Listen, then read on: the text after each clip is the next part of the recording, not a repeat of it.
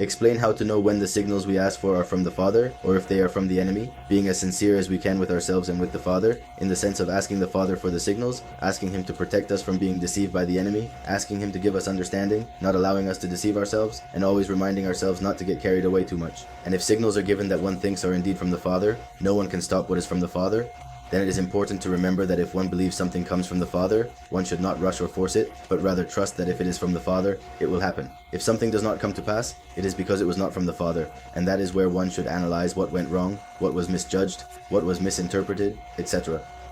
And obviously one should ask the Father for forgiveness for being deceived, for whatever may have happened.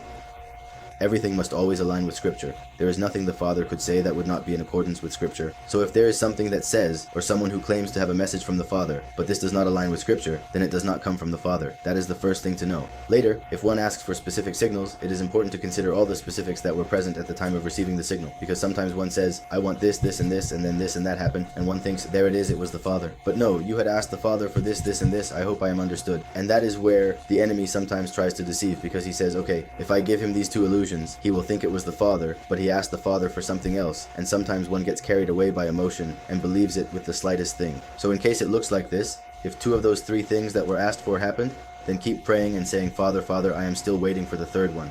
Or you could do it all together, whatever it is, depending on the signal you are asking for, of course, but it is a matter of praying, having patience, and trusting.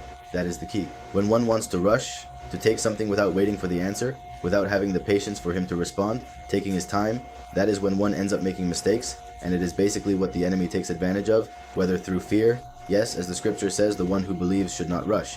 Then, through not thinking, just wanting perhaps a whim or something that may not align with the will of the Father, so to speak.